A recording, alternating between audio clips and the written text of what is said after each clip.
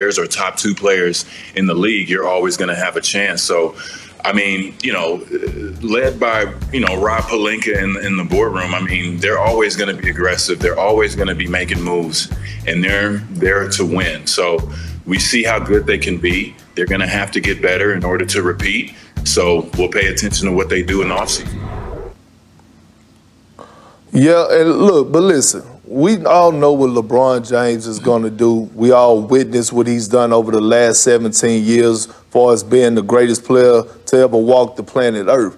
But now you have Anthony Davis, who is battle-tested, who just dominated the postseason. I mean, everybody in front of him was Harris Fried Chicken.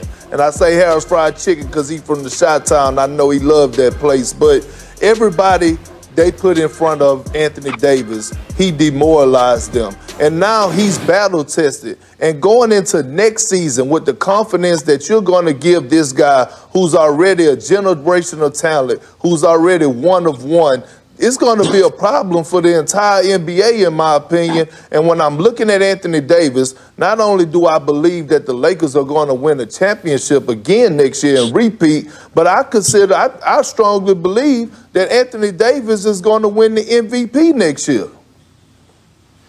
Well, it's not an outrageous thing to say on that one, Perk. I haven't seen a Laker guarantee a repeat so fast since Pat Riley back in the 80s. So I was pretty impressed with Magic going there. I will say this, that I always felt that the Lakers would be better in year 2 than in year 1. I mean, this was certainly the case with Chris Bosh when they were there with the Heat. They got better in year 2.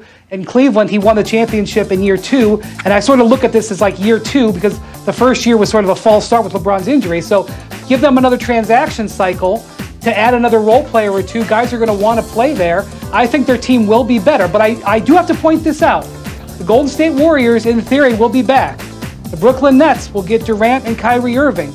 In theory, I have no idea what next season is going to look like, but in theory, the field should get a little bit more competitive.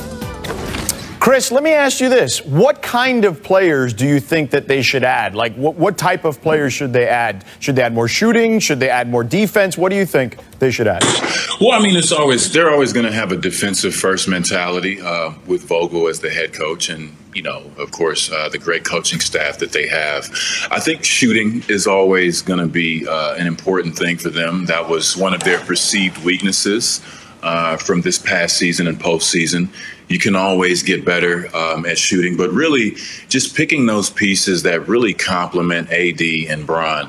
Of course, with Dwight Howard and JaVale McGee coming up, it makes it a little difficult with the center position, but I'm sure they'll be able to figure some things out with more size and more shooting and more defense and really just continuing to surround AD and LeBron. I mean, hey, look, at the end of the day, they're great players, so it's a great problem to have, and you'll be able to probably get somebody, and they'll tremendously get better as soon as they show up to camp. Speaking of great players and great people, Chris Bosh, always a pleasure. Thank you so much for joining us today. Thanks, guys. All right, take care, Chris. All right, coming up next. There we go. The kids got in there. There we go. We love it. Appreciate it, guys. Take care. All right, coming up next. He does have some choices. As you heard Woj say in our last block, he's not expected to commit in the immediate days. Brian, can you explain a little bit about what's going on here to our audience, what his options are, and is there any point they should start getting nervous? Well, there's some speculation out there, Rachel, that one of the reasons why he's going to delay his decision is because the Lakers have some other free agency moves to make, and he just wants to let them know he's watching. Now, I don't think there's any stress out there. He will be a Laker, but one of the guys they have to make a decision on, and it's a tough decision about how much to pay him, is Kentavious Caldwell-Pope, who is represented by the same agent, Rich Paul. Now, I think Caldwell-Pope is going to have some interest out there in the market. Whether or not he can get enough money out there to actually leave the Lakers is a different story. But this is somewhat reminiscent of when J.R. Smith was a free agent back in 2016 in Cleveland, represented by Rich Paul. And LeBron took his sweet time over that summer before signing. Now, having said that, LeBron did sign before J.R. Smith did. But while I think Anthony Davis has been well aware of his contracts options for months now, maybe it's just a little bit of a check game that he's playing. Paul, if you were Anthony Davis, would you commit 2 years plus a player option, do the 1-and-1, where you're only committing for another year? We've seen that be a strain on teams, like when Kevin Durant kept doing the 1-and-1s and the 1-and-1s, that just brought all these questions about whether he was really going to stay. Or do you want to keep your flexibility if you're Anthony Davis? I think it's important for the players these days keep their flexibility. I line my contract up directly with LeBron's because, as you can see, he can sign 35% of the cap after the 10 years. And so, you know, LeBron, he could probably retire in 2-3 years. Who knows? You know, I'll line my situation up with his. But what Anthony Davis got to understand is you're a Laker, you won a championship. Now, if you decide after 2 years you don't want to be a Laker or 3 years you don't want to be a Laker, it's like, to me, where do you go from there? And so I really would start thinking long term. I would think even for a 5 or 6 year deal. I mean, because you might win another championship as a Laker. There's nowhere else you can go after being a Laker after winning 2 championships and being the face of the franchise long after LeBron has left. So, I mean, his options are open, and that's a good thing to have these type of options for Anthony Davis to take these type of decisions, because he's one of those players whose game is injury-proof also. He's 7 feet athletic. He can do so many things with the ball. He can shoot, soft touch, handle the ball. So sky's the limit for this kid. Whether he stays healthy or not, he's still going to get a great deal. So maybe 2 is the way to go. I like what you're saying, Paul. I agree. He really has some flexibility. I think lining his contract up with LeBron is a great thing to do. You know, win as much as possible. And then down the line, obviously, you could do the 1-and-1s back at home. I know that was talked about. I think Chicago, a couple other teams where he could possibly go back.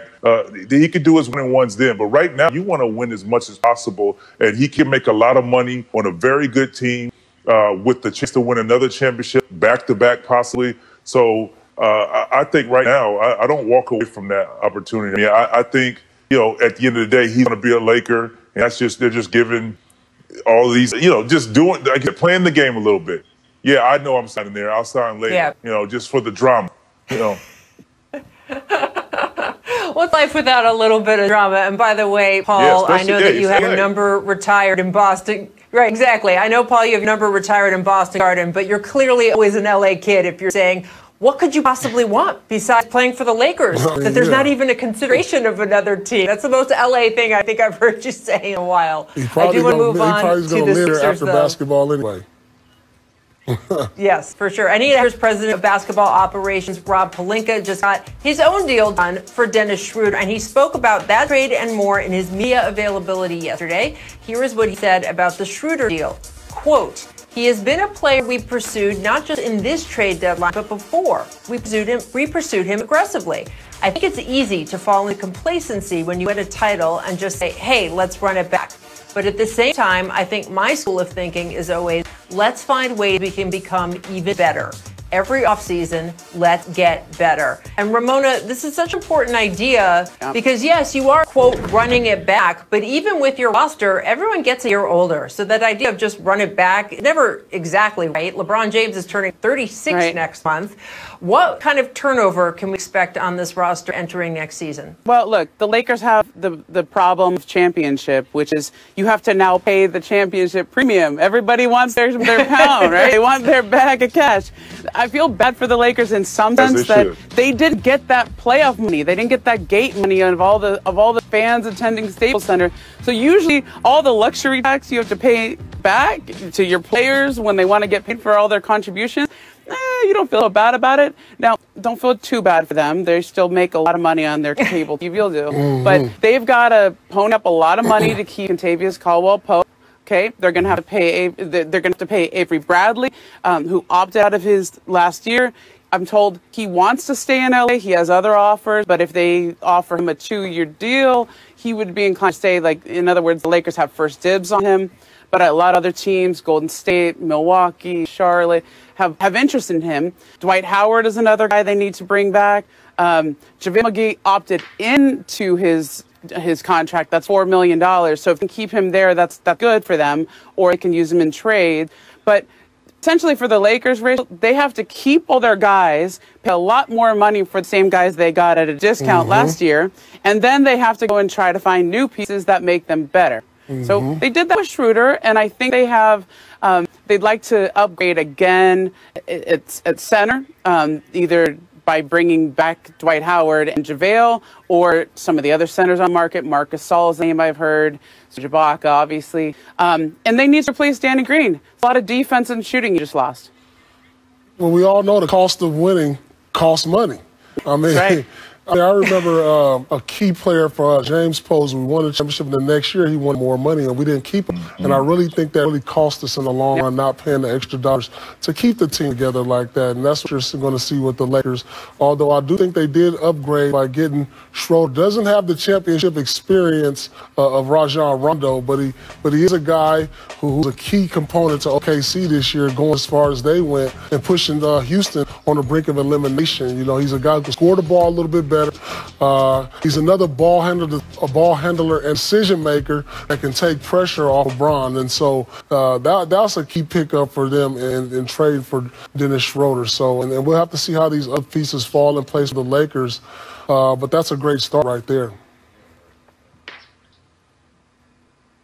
Yeah, I agree. Obviously, AD is number one to handle that, which we know that they will. Yeah. Bringing in Schroeder, I think, speed, quickness. You bring in a younger guy who has some playoff experience. Like you said, he does not have Rondo's experience, but at the same time, he's a guy that you can implement into your offense. You can put the ball in his hand, and he can get a bucket. He can make plays. He has a huge impact on the defensive end as well. So, like I said, it's a great start. And bringing in Dwight Howard or finding center like that, I like a Marc Gasol in there as well. I mean, somebody who can play through and to move the ball and make plays and defensively, or a Ibaka. So I think a great start with Schroeder. Yeah, Rachel, Rob Pelinka's got a tough job. I know he says the enemy of winning is complacency, but it's more than that. It's not just complacency, because they don't even have that luxury. When you look at Dwight Howard, Avery Bradley opted out. KCP opted out, Rondo, and there's a fifth one. Danny Green is gone, and Markieff Morris. So you've got all these guys who were key contributors for a championship campaign, whether they did it early in the playoffs, late in the playoffs, in the regular season. These guys were all key contributors to this Lakers team. They all could be gone, right? You talk about Dwight Howard was here on a non-guaranteed minimum. He did his job. Now it's time for him to go back and cash out again. So the reality is, even if they wanted to be complacent, they can't. But I like some of the deals that Vince and Paul and Ramona are talking about. I love the idea of Ibaka there, or Gasol. Bogdanovic, if they can get him, that's a huge upgrade in terms of someone who's another ball creator, ball handler, and play creator. And that's the other thing about Schroeder, going back to that point. What the Lakers were missing or were looking for at some point in the season was that kind of guy. That's why J.R. Smith was a Laker. That's why Deion Waiters was a Laker, right? Ultimately, it turned out they didn't really need it. They had enough to win a championship. But they knew that that was an area of concern that they needed to upgrade in. And Schroeder gives them that. Gives them someone who doesn't need LeBron to create his offense for him. And I think that's going to help him. Look, I mean, you're talking about two-time NBA champion J.R. Smith there. When you talk about him. Come on. Look, I love the Schroeder pickup. He's feisty.